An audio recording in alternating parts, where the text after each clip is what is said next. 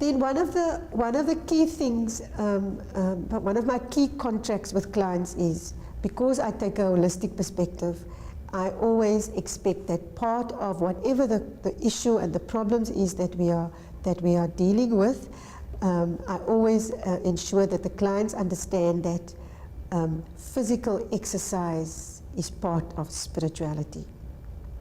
So part of the therapeutic goal would be for the client to contract to some form of movement that they're going to be engaging in, because we integrate the body and bodily work as part of spirituality and part of the therapeutic contract.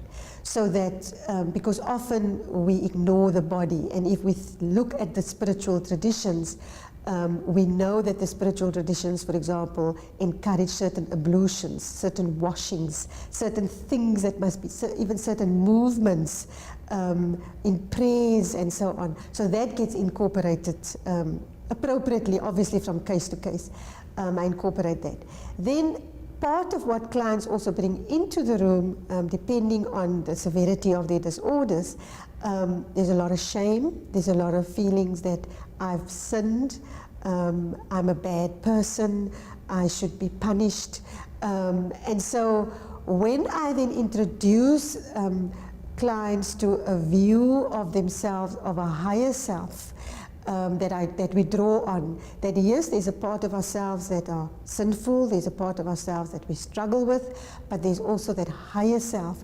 And then I combine that often with the understanding of a God of compassion, a God of mercy, and that brings into perspective the client's feelings of their own sinfulness, because then they understand, they start realizing, okay, but I am redeemable, right? Okay, I can be forgiven. Perhaps the biggest obstacle that I have to overcome here is actually forgiving myself, right? And so those are some of the just in terms of my own framing, how I frame the discussions with the clients. And then some of the strategies that I use, I will then, depending on you know, how religious the client is and how practicing they are, I will then explore with them what kind of spiritual practices do they engage in. So if they go to church regularly, or if they have regular prayers, or they do certain what do you call it? Certain what do you call it now? Certain prayers, or what is the word that we use? Reflections, meditation. When they have certain meditative practices, I would even encourage them to demonstrate it to me in the room. I say, so show me, how do you meditate? And then I will participate with the client, you know, with the meditations.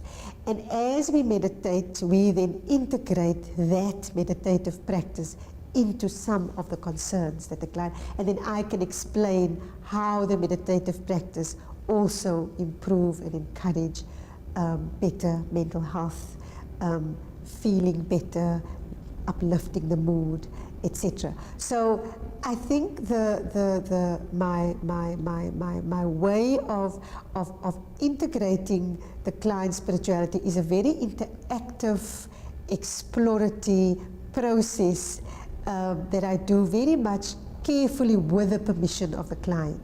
There are clients who's not that way inclined at all. They're not interested in a spiritual frame. We just do the straight psychotherapy. That's what they want, and that's how they feel comfortable. But what I was trying to explain is just how I draw on certain resources depending on whether that's where the client wants to go.